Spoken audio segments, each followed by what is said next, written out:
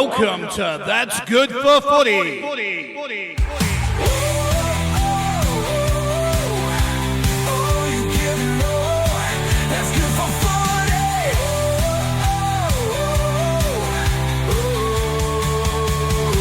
That's good for footy. This is what you pray for.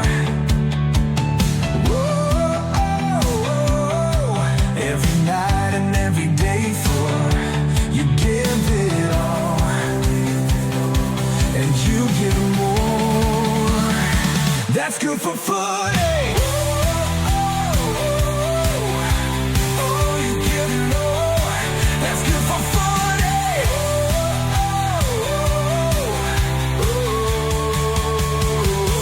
Good for footy. Good evening, everyone. How are you? Nice to see you. Welcome along to the show. Welcome along to the Mulgrave Country Club and welcome along to Collingwood night. It's funny because I went out, the boys parked their car out the back. I shouldn't be telling you that, should I? No, it's all right. They parked their car out the back and I went out to greet them and we're all like going, oh, Jesus, how's this rain? So get them inside, nice and comfortable. Now they'll come out and see you and this is where the real enjoyment begins, okay? So thank you. Let's get in. Welcome to That's Good for Footy, the family-friendly, live and interactive footy panel show. This is where the fans meet the players and the players meet the fans. The shows are for the passionate supporters. These shows allow you to see the players be themselves. Collingwood show, July the 2nd, 2025. Please welcome to the show our first panellist. He was born on the 2nd of September in 1993. He's played a total of 236 games and he's kicked 194 goals. He was picked number 4 in the 2011 draft and he made his AFL debut back in 2012 when he plays for the Collingwood Football Club. He wears the number 32 on his back. Could you please welcome to the stage, Will Hoskin-Elliott. Good old Collingwood forever. They know how to play the game. Side by side they stick together to uphold the Magpies' name. See the barrackers are shouting as all barrackers should. Ships a cakewalk for the good old Collingwood. Well done. Jesus. Not bad.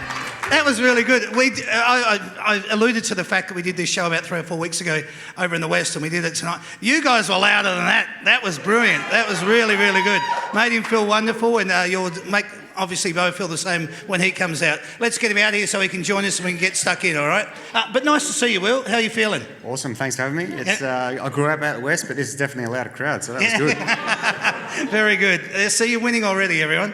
All right, our second panellist, he was born on the 19th of April, 2001. He's played a total of 91 games and he's kicked a total of 58 goals. He was picked number 44 in the 2020 National Draft and he has made his AFL debut back in 2021. When he plays for the Collingwood Football Club, he wears the number 31 on his back. Thank you very much. Please welcome to the stage, Bro McCreary. Good old Collingwood forever. They know how to play the game. Side by side they stick together to uphold the Magpies' name.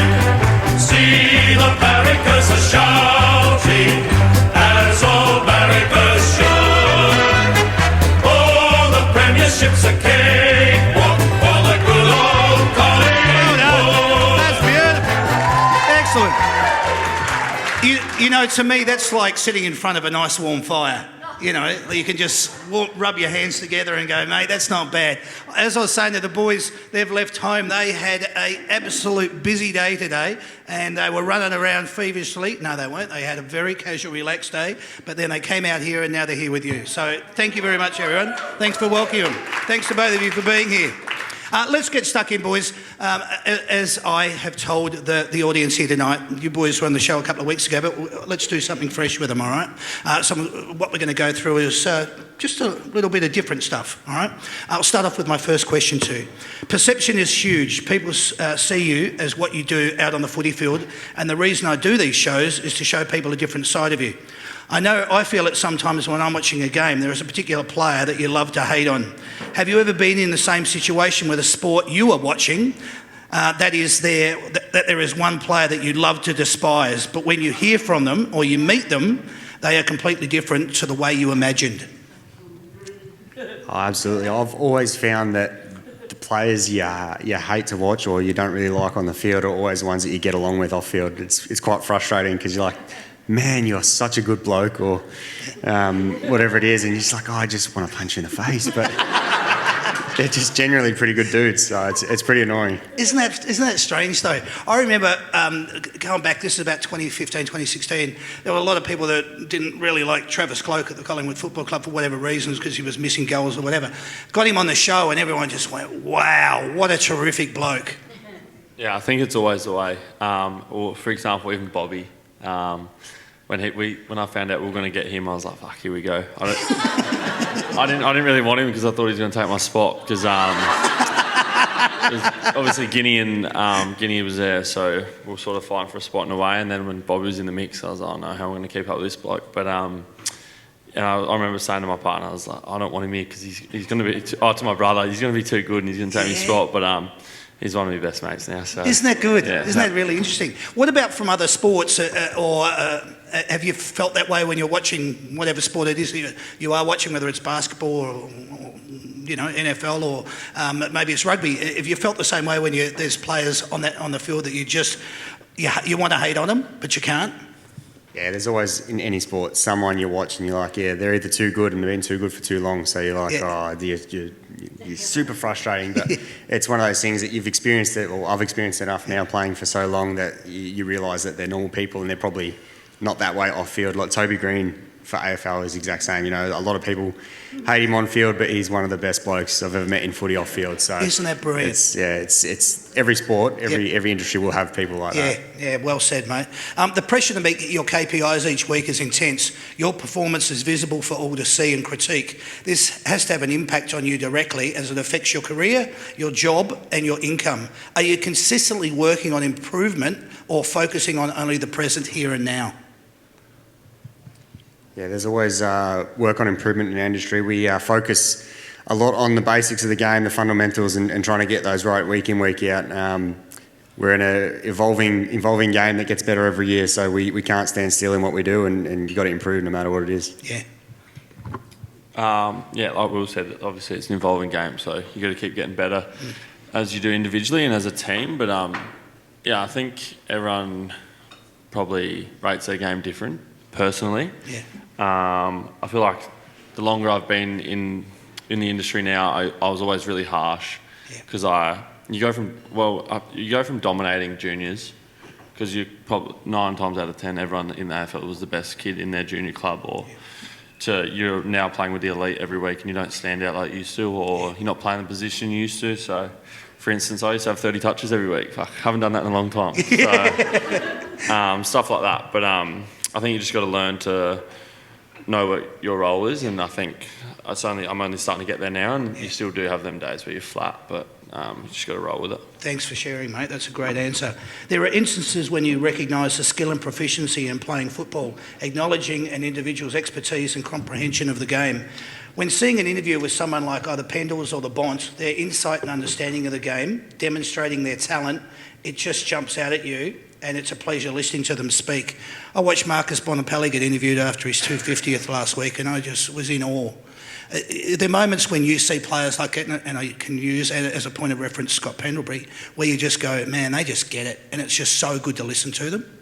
Absolutely. Guys like those two in particular, they're pretty much a coach on field, so it's like, you know, you've got 18 players on the field, but you've got coaches as well. So no matter what situation we are in the game, whether it's we're down by a couple of points and we need a win, or we're up by a couple of points and we need to just stamp the game out and just do little things to run the clock down, you've got Pendles, and I'm sure Bont is the same, because they just see the game completely different to most players I've ever seen. So it's pretty much having a coach out there as well as a player. They speak so eloquently, they're litigious, their attention to detail, all of those things. I could even throw Luke Hodge into the mix for that as well. Do you stand there in awe sometimes, Bo? Yeah, 100%. I think a lot of the time I catch myself will be going through an edit at footy, and Pendles will be like, and Fly will be like, we'll think about doing it like this, and then Pendles will chime up and be like, well, how about this? And I'm just like, how did you even see that? Like, Yeah. it's not a thing that even goes through my head at all. Obviously, he's been around for a long time now, and he nails it. So you've got the utmost respect for people like him and Bont. And I was actually talking to my housemate Caleb, who plays for Western Bulldogs, and he was saying Bont does 2 speeches before the game. I was thinking, fuck, that's a lot, but he's sort of the guy you'd listen to, you know what I mean? If he's got 2 things to say, you're going to listen to everything he says. So. Yeah, I love that. Sometimes you look at someone's goal career and you forget about the individual games that they played to achieve this tally. But when you go back and remember how many bags of 5 they kicked over and over throughout their career, it's quite mind-boggling to be that consistent. What are your thoughts on this? Oh, you've got to be a consistent player to be able to play that many games, but to have a good routine and back yourself in front of goals is massive, because you get that little voice in your head that's saying, oh, well, you have to kick this, and then you miss it. So just basic routines, simple run straight, kick straight sort of mentality. It's huge, and to be able to kick 5 week after week is something we all strive for, but it's bloody hard, especially like Bo said, at this level. You know, you probably did it as a junior more often than not, but at this level everyone's pretty good. So it's something we all strive to do, but it's pretty hard. It's phenomenal when you see people like even you see the example of Matty Richard. You know, he's got 800 goals at the MCG. You just go, that is phenomenal. So to put that into perspective, we've all seen footage of people getting excited when they do a live cross with a weather report or something like that. People jumping around in the background. It's a human instinct for those people to act up in front of the camera. Does your level of appreciation and awareness for that characteristic in humans come out when you see cameras around you in the change rooms and the people that have come to see you kind of start acting up in front of the camera? I think, everyone sort of acts a bit different when the cameras are on. I've only gotten better. I used to be pretty bad. I used to hate cameras. You couldn't pay me to stand in front of one when I got drafted, but I've definitely gotten better. But then you got people like, I was only watching today, the Black and White show, where you got people like Leggy, love it. Oh, yeah. And they're just funny characters, so they can be themselves and make people laugh. But you've got humorous people like that for cameras, so I'm probably not one of them. So. Yeah, I still try and stay away from the cameras. We've got a win camera after every game. It sits up just before you enter the change rooms, and I somehow avoided that every win this year. So I'm doing pretty well. Nice. This refers back to, you brought in Toby Green before. I want to talk to you about this because I find this amazing. Small forwards are cast as the villains. Obviously, this is more directed from opposing supporters. Isn't it funny, though, how those individuals who have that role actually embrace that villain-type persona? They are instigators and they are antagonisers, not naming names, but players like Toby Green, Tom Papley, Nick Watson, etc., etc. Do you find that humorous that they take on that persona?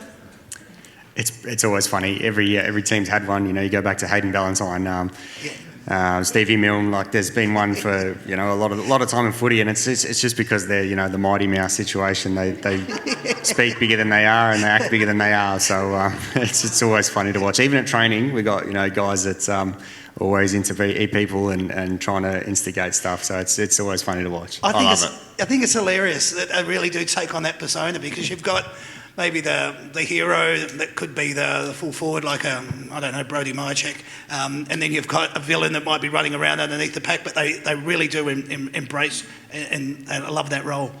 Yeah, well, I think you got people like Guinea was that for us, and I play the same role, but fuck, I couldn't be anything like them blokes. I don't know how they do it. I just couldn't do it, but I just think it's amazing that they can do that and stir people up, but at the end of the day, they're still all such good footballers. I think if you're going to be able to fuck around like that, you've got to be able to play well, and they all do play well, so credit to them. Yeah, you've got to be able to back it up, absolutely. When you think of past players that have played in your position at the club, and people still speak of them with a great deal of reverence and respect, thinking that hopefully in years to come people will refer to you in the same way, does that ever dawn on you, or do you just live in the moment? No, I don't really think there's been too many people that play fat side and just run up and down all night. So, I don't think they'll be talking about me for a long time, but you always look back on guys that have played similar sort of roles, whether it be at the Pies or at other clubs, and you just think, how they've lasted so long or been so consistent for a long time. But yeah, it's a hard spot to play that half forward role, and we're just lucky that we're in a good system and a good team that believes in role playing and getting the job done. Yeah, but I know I could reel off names from a bygone era, you know, like you speak of Ronnie Waremouth or individuals that have played particular roles at the club, and they've always been standouts for how they play that particular position.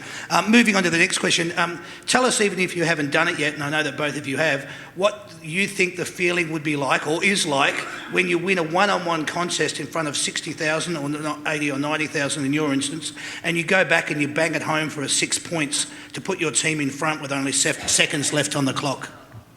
Tell me what that feeling's like. Yeah, I haven't had too many one-on-one aerial or anything. I'm not much of a very good marker, but I've had a couple where I remember I was playing against Sydney.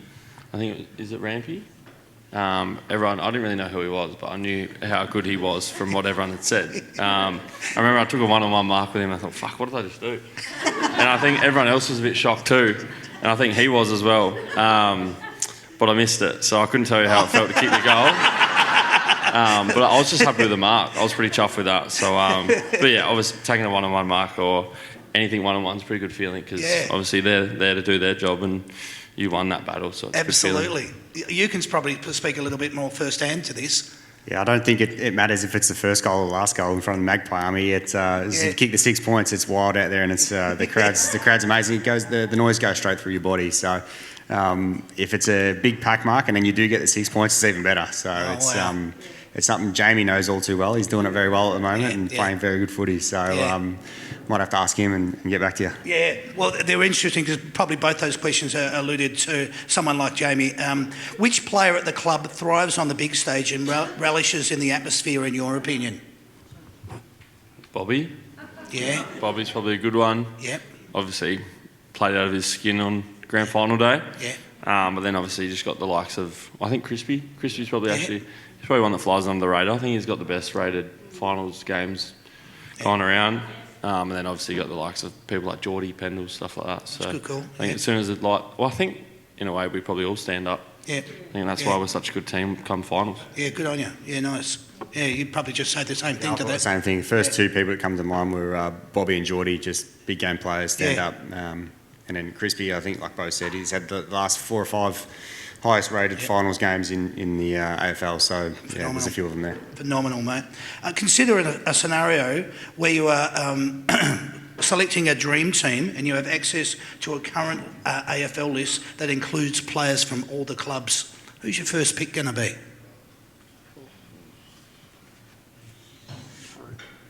For me, it's probably out of Nick Dacos and Jeremy Cameron, both superstars, can change a game in minutes and pretty much win a game off their own boot. So probably good call, mate. Yeah, I like it. Yeah, I'd probably go Jeremy Cameron. Yeah. I think he's just so hard to match up on. Okay. He moves so well and he literally kicks it from anywhere. So I just think he's a good bloke. That's brilliant. Excellent. All right. Kicking the sealer is the ultimate feeling for you as a footballer, representing the jumper. But have you considered the goosebump moment the fans get behind the goals? That feeling when the ball just sails over their heads. That emotion is a beautiful thing to witness and watch. Yeah, Jamie did it a couple of years ago and we got to see all the fan footage that got sent into the club and watch the compilation of it. So that was really cool to see, and you get to actually put yourself in the position of seeing it from the stands. It was amazing as a fan on the field, so I can imagine how it was in the crowd, that's for sure. I've seen footage, I think Channel 7 used to do it a while ago, where they would blow the siren, but they'd show maybe 8 different aspects of different camera angles of people reacting towards it. I used to love that shot. You taking on board that particular emotion? Yeah, same. And obviously, I think after the grand final, watching people's celebrations when the siren went, or prelim, I think they did a big video on that.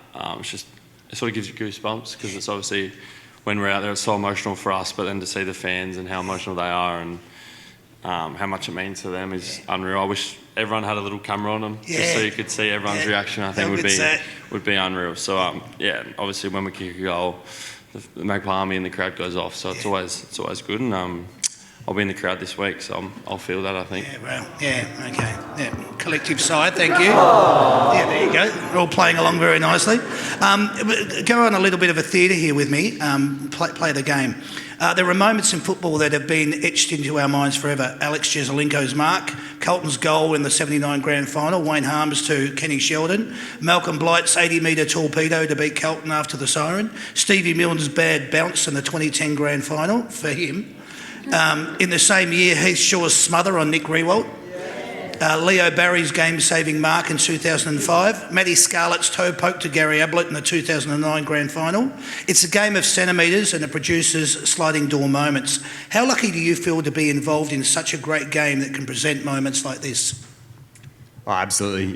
Very lucky. You know, you go your whole childhood and wanting to make it to the big stage and then making it to AFL and getting to the grand finals, and you sit back and you watch, and it's almost every year there's a harsh story, someone misses out, but there's also the unbelievable stories like the toe pokes and the smothers and stuff, and the Bobby Hills taking screamers, and the Pendle's kicking his first goal in a grand final after being there for his 5th time.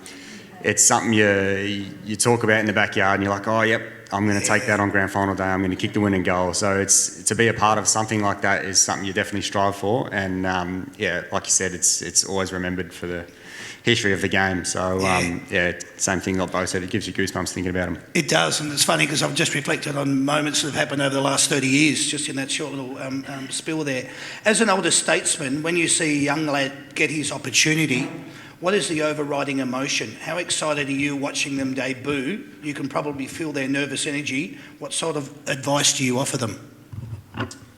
I think we all just get excited for each and every one of them. I'll spew on, I wasn't out there this last week with Westy. Obviously, he's been playing so well in the VFL and been kicking so many goals. So I think everyone, including me and himself, have just been waiting for him to get that opportunity. And obviously I'm pretty sure he was going to kick a goal. He kicks goals everywhere. So, and then to see all the boys get around him, I think we showed a clip during the week.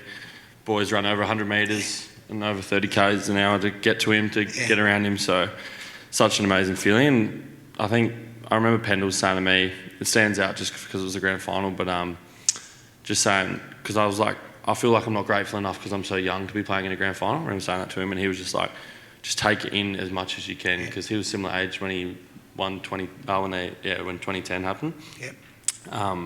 So I just think that's a massive thing. Just take in the crowd, take as much in as you can, because it's don't always get them opportunities. What sort of advice have you offered to debutants that have come in? Yeah, massive thing is look around. I reckon when you're walking up that race, look at who you're walking out with. I still do it to myself. Look at Pendles when he's talking, Nick when they're talking, Das. It's just like such a surreal thing to be out there with them sort of people. So yeah, just take it in and just play with the confidence that you've been playing with your whole life. Just have fun. Good. I think everyone plays the best when they're having fun. Don't stress too much, and if you have a shit game, you probably get another go next week, so go again. Yeah, good on you, mate. I love that. Well said. Can you give us some insight from you, Will, knowing that you've been in the system a little bit longer? That's the last point, exactly what I try and tell the guys debuting is just go out and have fun. Like, you're going to be nervous. It's just all part of it. And aim for game 2, because game 1 you don't really remember much. You're in awe. It all happens so fast. So I just try and tell them take fun and enjoy it. So the big thing for me is I just want them to kick a goal game 1, just so it's sort of out the way. Then they don't have to stress anymore, and then just go from there. How good is that? Yeah, nice. The final siren has gone, and you're standing there having a chat with one of your best mates that you either grew up playing footy with, or you've just known for a long time. What sort of things are you saying to each other, or are you talking about? At the moment, it's about how sore we are after the game. Getting a little bit older now, so that's the main sort of chat, is just getting through week to week and talking about which niggle we got this week and how we're going to prep for it for next week. So that's probably the one I'm going through at the moment. That's nice.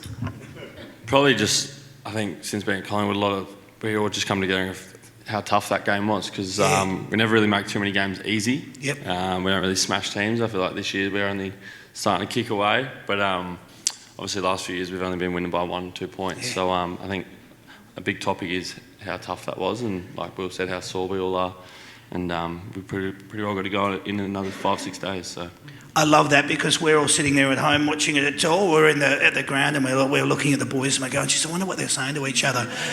It's just human nature that we're curious. So it is.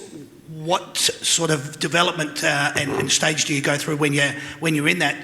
Because you don't want to necessarily say, "Oh, geez, we beat you. How good was that?" But at the same time, you're friends and you've been that way. So yeah, I'm always curious about it. Thank you for sharing it. I need to ask this one: milestone games are important achievements. While you aim to win every game and recognise the player's contribution, how much does the playing group focus on the occasion, despite commentators and the banners acknowledging it? We've got a big thing at the club. It's play the game, not the occasion. So it's just we take every game as it is. Like obviously, the individual that's playing the milestone wants to win, and we all want to win for them. But it's about doing the basics, making sure we've got the game plan and system in place to play the way we want to play. Because generally, nine times out of 10, if we play that way, we're going to be pretty comfortable in the position we are on the field and knowing where we are each time. So. Of course, we want to win every game, and especially the milestone games, but we just focus on what we need to do to get the job done more than the game. Very nice. Belief and confidence is an amazing thing. You see some teams get up, sometimes from being the underdog, to get up and over the line, and it does enormous things to build self-esteem within the playing group. What, in your mind, outside of these things that I've already mentioned, are attributed to things like that? Probably just reps in doing it and being in that scenario lots of times. I think like Fly said, when we were going through that season where we kept winning by a couple of points, it's like we're not fluking it. We train this before every game, and we train scenarios flat out. The black team will be down by a couple of points and they got to beat the white team, vice versa. We train it flat out, so I don't think it's ever been a fluke. And I think we've got the system, and I feel like back then when it was third quarter and we were down by 20 points, they'd be over there stressing, and we'd be there laughing, thinking, "Fuck, here we go. We've got one more quarter, and we know what we can do in a quarter. So let's go." So. Oh, I love it. Geez, you must love hearing that. That's brilliant. Thank you, Bo. Can the same be applied to these comparisons? Milestone games and coaches being sacked. Why do teams get up if a coach has been sacked? Have you given any consideration or thought? Is that a question you can answer? To be honest, I'm not sure. Yeah.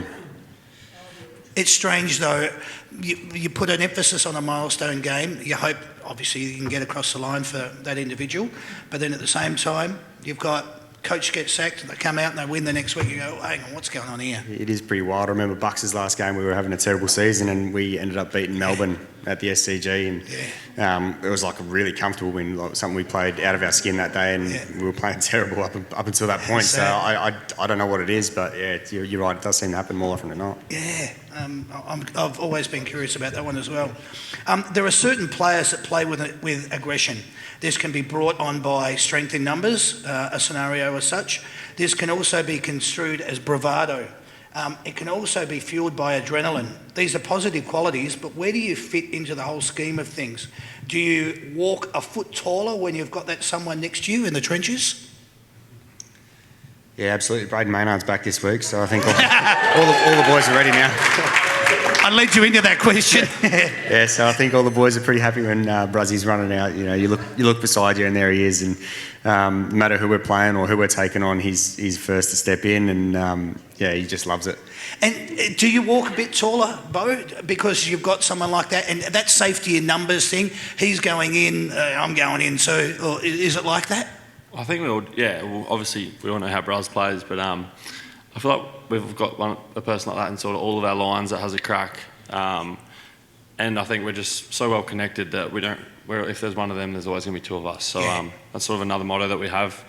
If there is one of them, there's going to be two of us. If there's two of them, there's three of us. So I think everyone walks a bit taller with knowing the team that we walk out there with each week, and I don't think anyone's too worried about anyone else in the other team. I love that. This is a question that probably comes more so from opposing opposition. But in your opinion, what's better, beating a team or knocking the cockiness out of them? I'd say the cockiness, but usually you only do that by beating them, so it probably works hand in hand. I think obviously there's a lot of hype around Hawthorn this year, so I was pretty keen to beat them.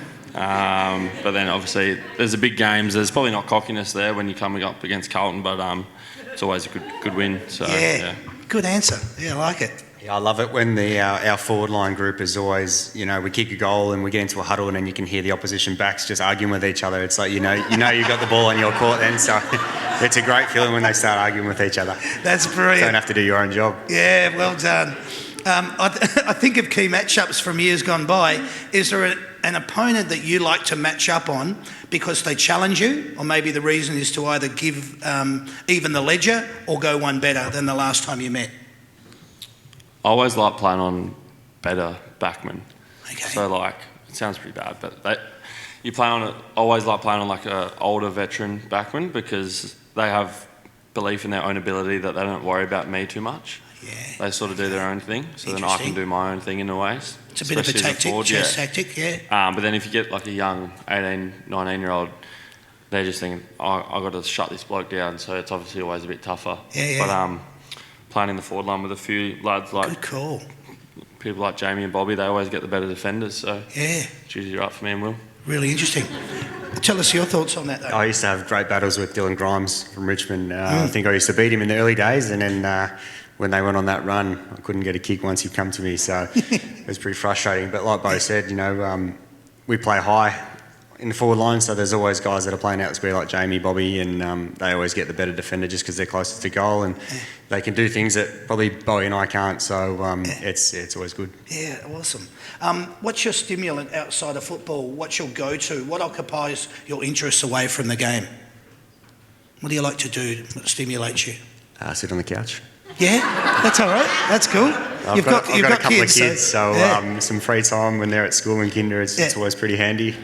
Can I maybe talk a little bit about what you and I have discussed before, that you like restoration? Yeah. Yep. Is that something that you spend? Absolutely, spending some time in the garage. I've got an old car that I'm trying to rebuild and have a bit of fun with it. It's a good weekend cruiser for myself and the family, and just something.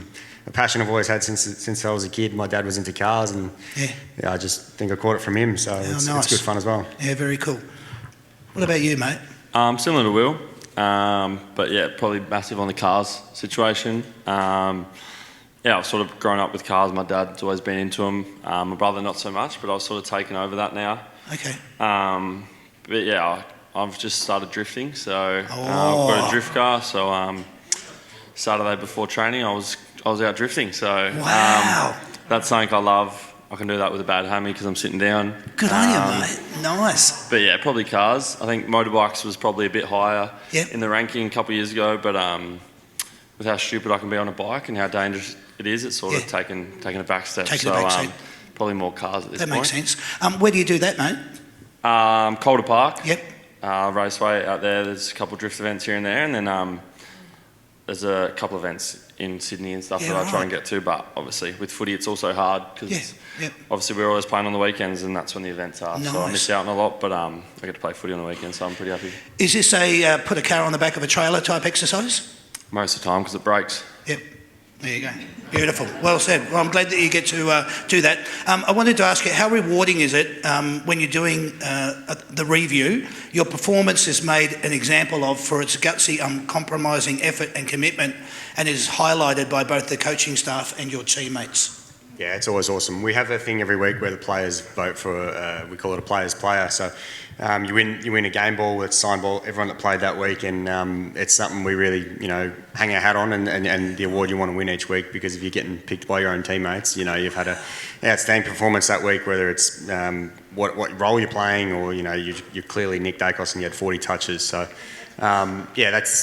we do it every week, like you said, and it's just after our review, so it's something we hold high. I love that. No idea. Fantastic. Thank you for sharing it. Yep.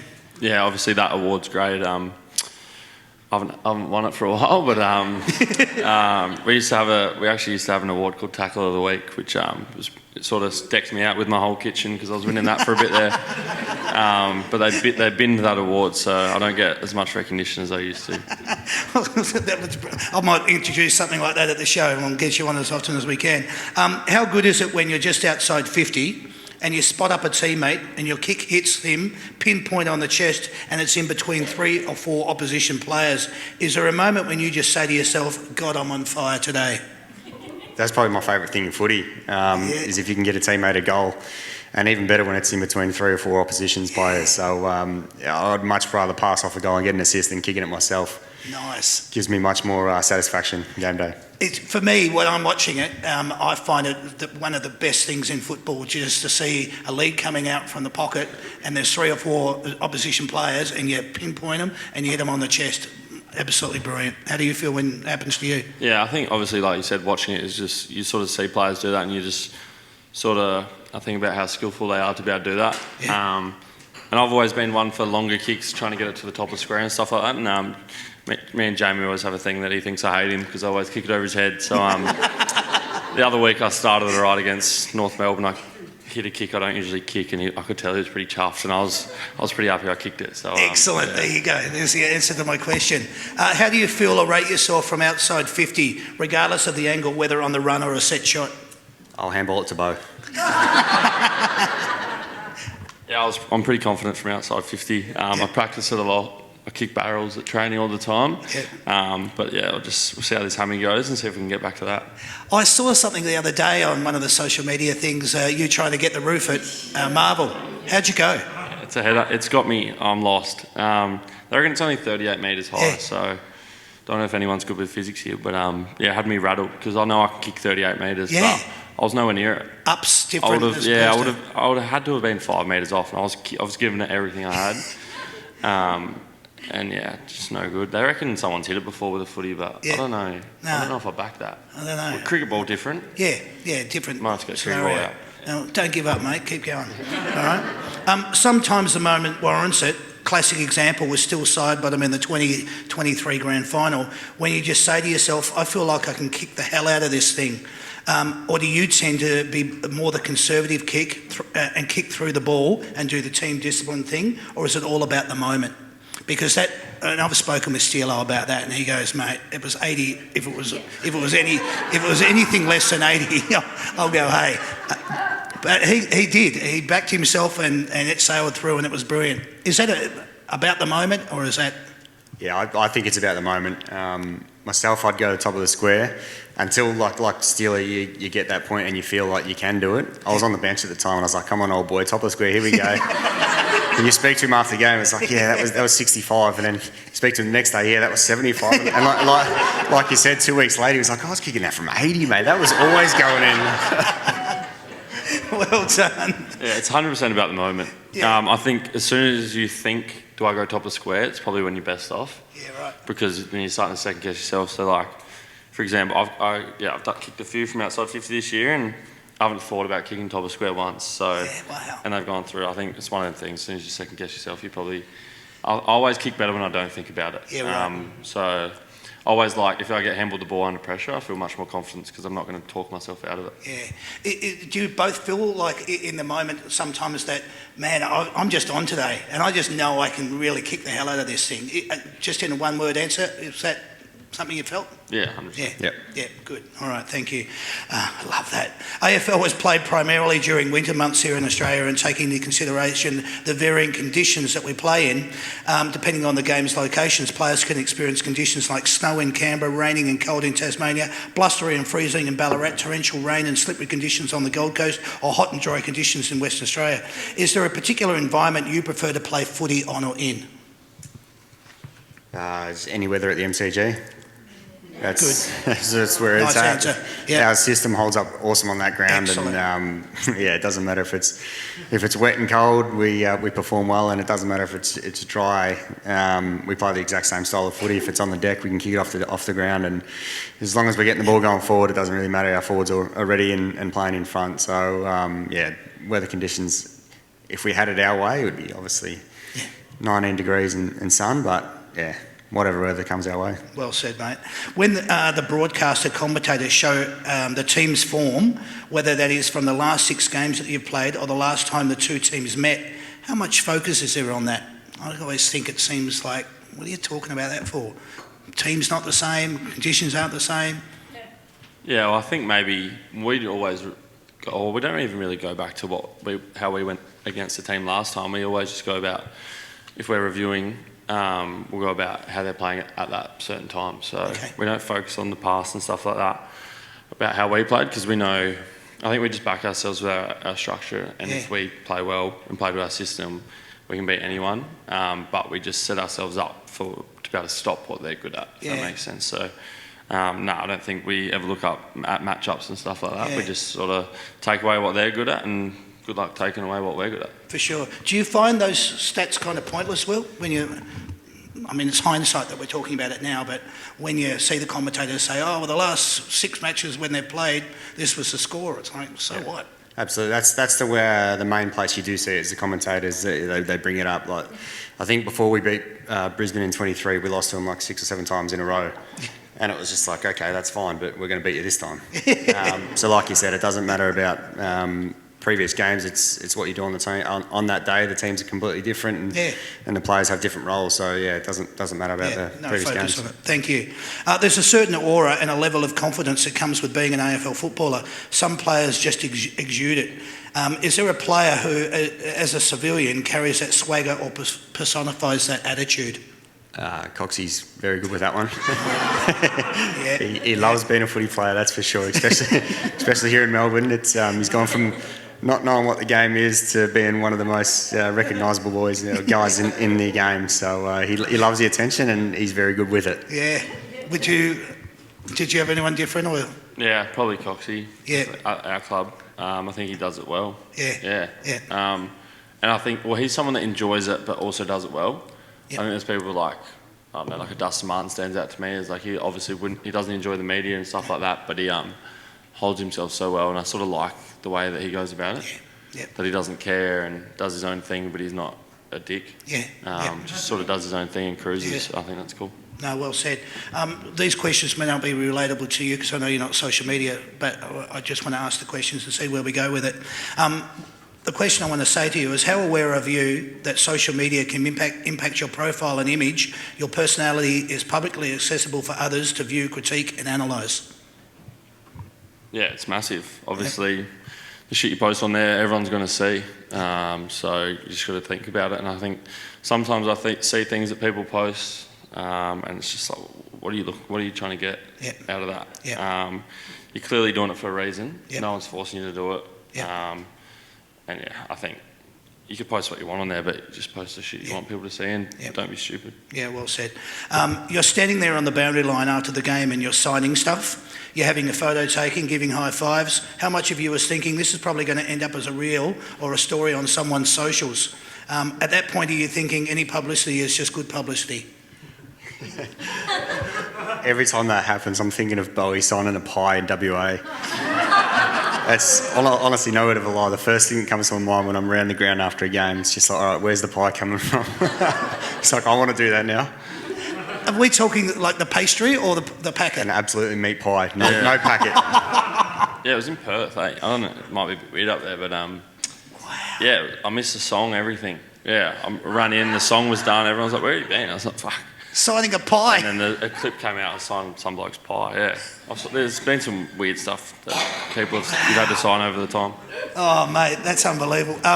Look, in essence, that was me having a chat with the boys. I hope you enjoyed it. Could you please put your hands together for them? That's good for Friday. That was lovely. Thanks for being so candid. Let's just talk about form and position, guys. 13 wins from 15 with a healthy percentage of 135.8, sitting 10 points clear atop the AFL ladder ahead of second place Brisbane. It's a fabulous, but as Fly would say, there's still opportunity to improve. The positive thing I take from your form is that you are averaging 98 tackles per game, the best in the league. Fourth for points for and first for points against. The stats don't lie. Tell me, just reading that little paragraph there, about the positive thing I take from it. Your 98 tackles, fourth for points for and first for points against. Tell us about that. It's the first thing Fly says in a team meeting every week is we can improve this week on what we did last week. And he's got a massive emphasis on our defensive game, and we've had Neville Jetta as our tackle coach for the last couple of years, and now Matty Boyd's jumped on board this year again. He's back, and our tackling's gone through the roof this season. There was a couple of games ago where we had 41 more tackles or 44 more tackles than the opposition, and it was a club record in the history of Collingwood. So it's been huge for us, and probably one of the main reasons we're in good stride going forward and kicking good scores. They're fabulous stats, though, aren't they, Bo?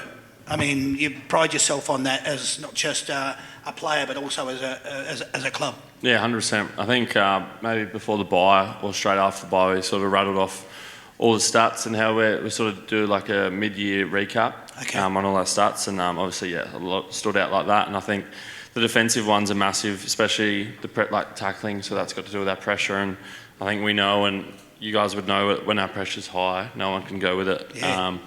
And to see that other boys are also tackling is a good feeling. So it's good to see. Yeah. Big game this week. You come up against the team you love to beat, your arch enemies. Carlton, that game Friday night, July the 4th, 7:20 at the G. The spotlight is fairly and squarely on them to perform. A question, do you think the coaches coached against each other's tactics or against each other's systems and personnel? I think it's a bit of both, especially with Fly and Voss. They're both best mates, and they have a good rivalry just with themselves. So I think with this one, it's a bit of both. But in general, I think it's about system. If it's any other team, it's probably about system and how we can beat.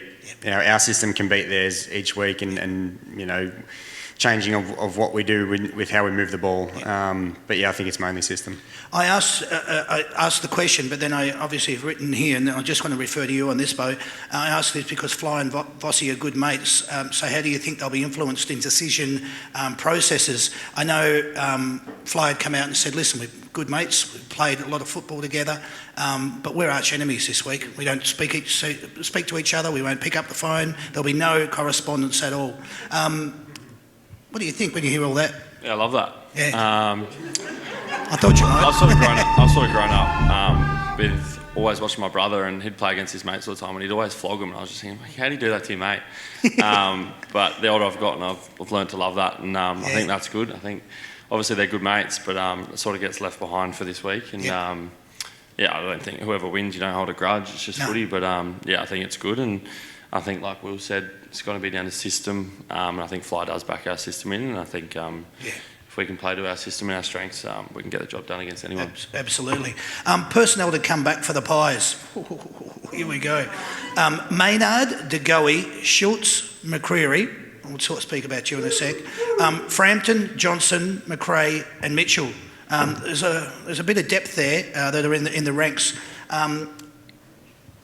Talk about the players that are about to come back at some stage, leading into the pointy end of the season. Let's talk about you first. Hamstring, maybe another 2 weeks? Could be possibly 3 weeks? Yeah, I've been tracking really well. Yep. I think I had my 3rd or 4th run yesterday. Day off today, which was nice. But feeling good. Haven't had any setbacks, so that's good. And just been in the gym trying to get strong again. Good on you. And I don't have the biggest legs, so I'm working on that.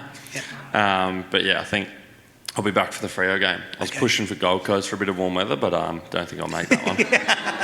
Nice to have a goal, though, isn't it? Yeah. Just in relation to, we talk about the depths of the individuals that are coming back. A little bit of a scare on the training track with Bruzzy was probably getting just a little bit overexcited, a little bit over anxious, and maybe bumped or sideswiped Geordie on his way through. No love lost there. They're all good mates, I know that. Is he okay, Geordie? Everything? Yeah, I think he entered concussion protocols, but he's fine. Yeah. It's just Bruzzy trying to chomp at the bit and get back into some footy and some contact. He's been missing it. It was pretty innocuous. It was just a low footy come inside 50, and Bruz went for a spoil, and Geordie tried to mark it down low, and they just collided. So it was just one of those unlucky ones. That's it. There is the luxury of possibly resting some players to get them cherry ripe for the assault on the finals. I'm not speculating there. I'm just thinking that could be a possibility. Who knows? But all I wanted to say is good luck to you both with your football. Enjoy you being out there. Enjoy your rehab. Get back as soon as you can.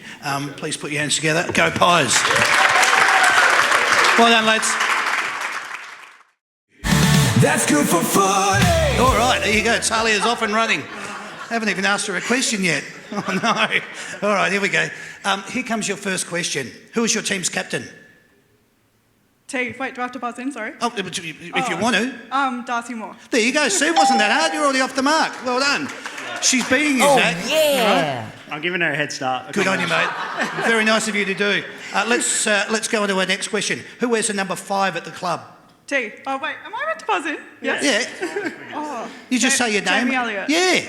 See, now you've got two questions right. Well done. How many premierships has your club won? Zach. 16 now? 16? Microphone up here so I can hear you. Sorry, mate. Well done, champ. That's good, see? You're doing well. How many times has your team played in a losing grand final? Zach. Yeah? 27. Oh. What? He stole it, so you have it. I'm going to go with you, Zach. Your answer is 27? Yeah. You got it. Well done. 27 is correct. 2 people that didn't know anything. Come on. All right. Closest to within 1,000, how many members does your club currently have?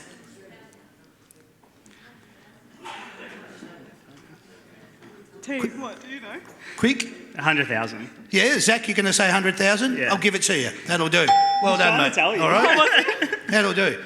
Where did your team finish on the ladder at the end of the home and away season last year? T. 10th? Who? Say it. 10th? 10th. No. Ninth. Ninth it is. Ninth, you got it. I like that answer. Yeah, all right. How many games did your team win last year at the end of the home and away season? I don't know. Zach? 14. No, close. 30? No, 12. 12 it was, no good. Bad luck. All right. No, neither. Bo's itching to get his scorepad turned over. What year did your team last win an AFL Grand Final, and who did they play? T. They played Brisbane Lions and it was 2023. Well done. Perfect. Beautiful. So it's not too hard. How many points did you win that Grand Final by? Zach. 4. Yes, mate. Well done. What do we do? 5 versus 3. All right. Okay. This is worth 2 points, you two. Stop giggling. All right. 2 points. What year and who was the last Collingwood player to win the Norm Smith medal? T. 2023, Bobby Hill. Oh, look at you. 2 points. Well done. She's a bit of a shark, this one. She loved that one. Bluffing me the whole time. This is for another 2 points, guys. Who was your club's leading goal kicker in 2024 and how many goals did they kick? Zach. Zach. Bobby Hill. Correct, that's 1 point. 32. Oh, no. Do you want to steal the points? How many goals do you think he kicked? 30? Yes! All right. Well done. 1 point each. Beautiful. All right. This is worth 3 points, guys. 6 versus 5. For 3 points, player, year and votes. Who was the last Collingwood player to win a Brownlow medal? What year and how many votes did they poll? Zach. Zach? Dane Swan. 1 point. 2011. 2 points. 33. Too high, I think. You've got 2 points. Do you want to steal it? You think it's too high? He said 33. I think it's too high. You think it's too high? Yeah. No. Uh-oh. No, it wasn't too I high. think that's too low. Yeah. 36. Oh, you went the wrong way. 34. Bad luck. All right. 5 versus 8. 2 more questions for you. Which Collingwood player scored the most amount of Brownlow votes in 2024? Bonus point. How many votes? T. Nick Dacos. Yes. 38. Yes! Oh, brilliant. Well done. Well done. Well done. Last question, 6 versus 8. Oh.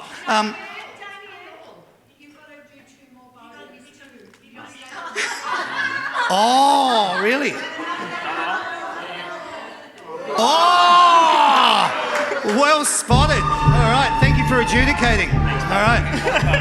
This is the last question, all right? This is the cutthroat. You need to know this answer to win, all right? Who won Collingwood's B&F in 2024? T. Josh Dacos?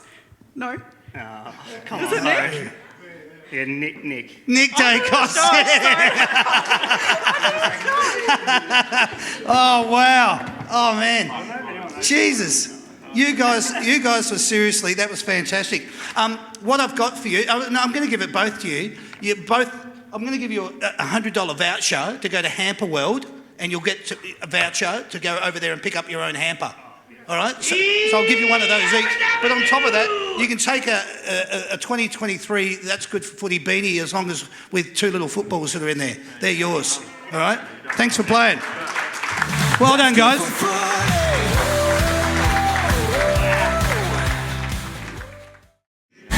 That's good for footy. All right. So here we go. Here comes your first question. Which famous bushranger died at Glenrowan? Ned Kelly. Well done. You're off the mark.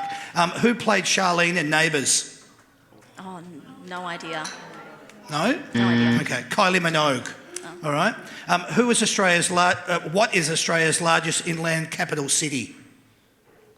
As in population? No. Just tell me what's the largest inland city, capital city? Melbourne? No. Canberra. Inland capital city. Okay. What is the true Aboriginal term for a watering hole and is also known as an Australian clothing brand? Billabong. Well done. What was the name of cyclone that devastated Darwin in 1974? A bit before your Cyclone time. Tracy. Oh, Cyclone well Tracy. done. Good girl. Cyclone Tracy it is. In which city did Australia get its first legal casino in 1973? Get its first casino? Yes, its first legal. 1973. In 1973. Sydney. Hobart. West Point Casino. What is the floral emblem of Australia? The wattle. Good girl. How many stars are there on the Australian flag? Yeah, 6. 6. Well done. Beautiful. What animals are on the Australian coat of arms? The emu and the kangaroo. Well done. What Australian landmark is often referred to as the coat hanger?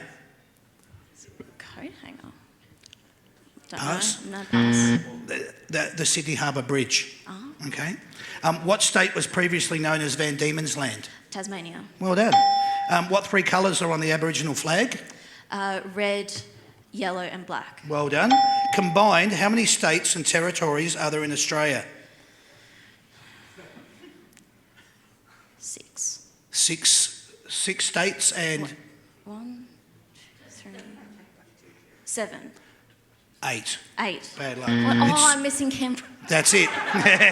6 states and 2 territories. I'll That's forget it. that state. The Prime Minister's residence is Kirribilli House. What state is that in? New South Wales. Yes, correct. The 25th of April was formerly known as what day? Anzac Day. Well done. Total score? 11. I'm trying to answer it myself. I'm sorry. All right, 11. Well done. That was beautiful. That was very good. Please, put your hands together for her. Lovely. All right, Mella, what subject would you like? TV characters. Could you hold your microphone up for me, darling? TV characters. TV characters, a good choice, I should say. That's going to be number 8. Will, you're going to be keeping score here. I'm suggesting you're going to be flipping those over quicker than maybe having to work out at the Collingwood Football Club. Let me just get my fingers right here. Okay. Let me see how you go here. Some of them are a little bit, but just see how you go. In fact, if you want to shout out the answers and help her, feel free to do so, all right? I need to know these fictional characters, what TV show did they appear in? George, Elaine, Kramer and Jerry. Seinfeld. Well done. Good girl. All right. See if you know this one. Maggie, Marge, Krusty, Lisa and Bart. Simpsons. The Simpsons, yes, well done. Ginger, the Skipper, the Professor and Mary Ann. Gilligan's Island. Well done. All right, going very well. Lurch, Morticia, Pugsley, Thing and It. The Addams Family. Well done, yes. All right. You'll know this. Cliff, Norm, Sam, Diane and Woody. Your answer? Cheers. Cheers, well done. All right, you got it. What about Richie, Potsy, Fonzie, Mr. C and Ralph? Happy days, well done. All right, you're just having fun playing along. All right, what about Jake, Charlie and Alan? What? 2.5 Men. Oh, beautiful, well done. I'm loving this. Ross, Rachel, Joey, Chandler, Monica and Phoebe. Friends. Yes. Gee, she's going well, isn't she?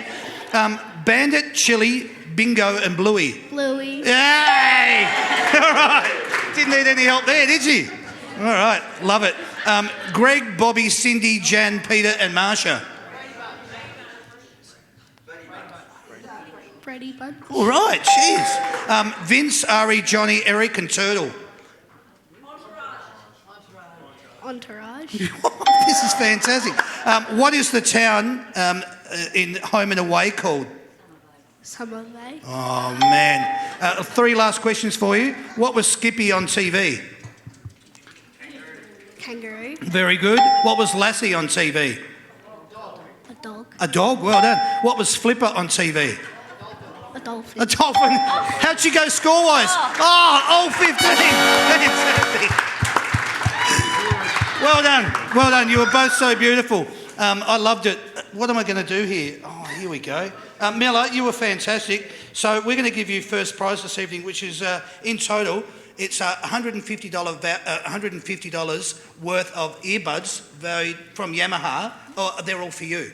Okay? Wow. For your 15 out of 15. All right, congratulations. And Caitlin, I'll have a football that I'll give you when we go over there to do the photos and everything, so well done. Thank you for playing, both of you. Good on you. That's good for footy. Well done. Loved it.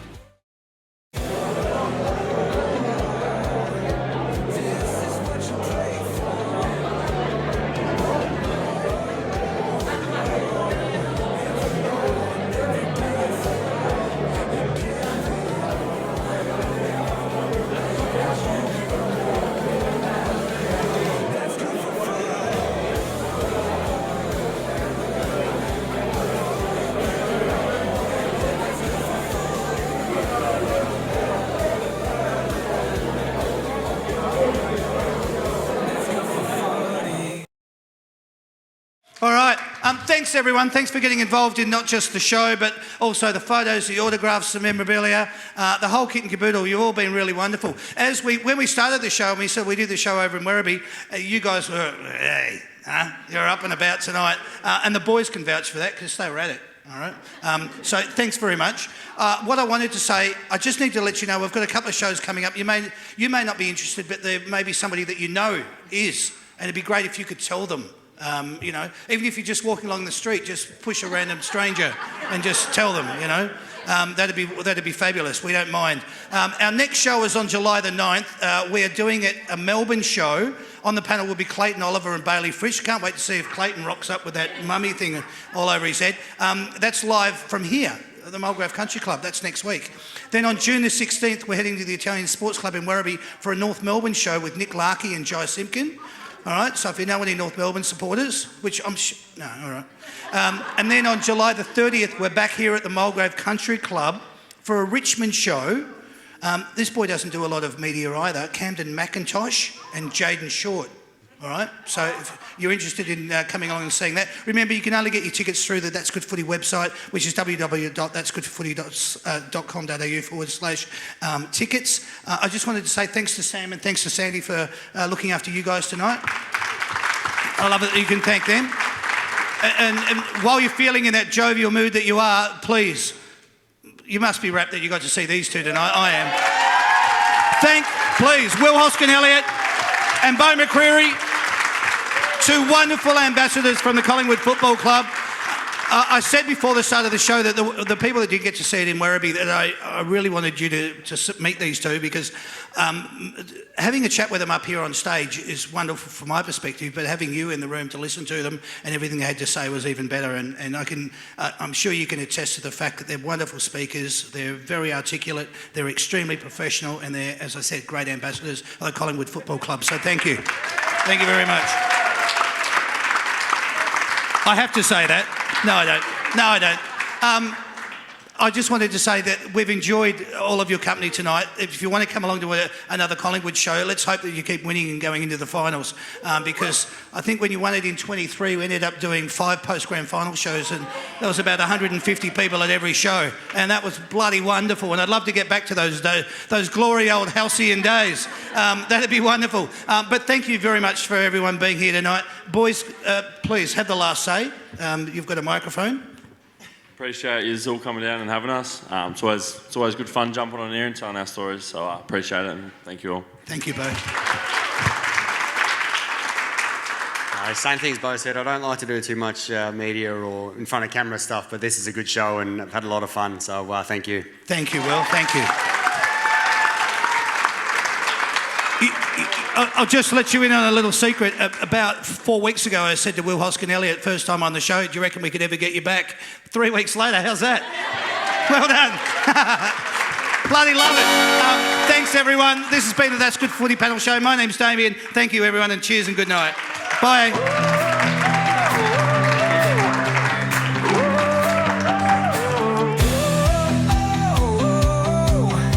This is what you pray for.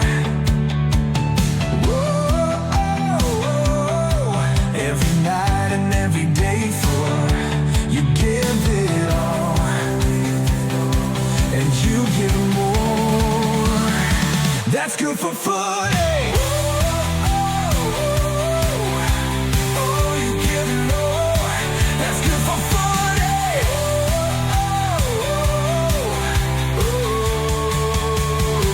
That's good for footy.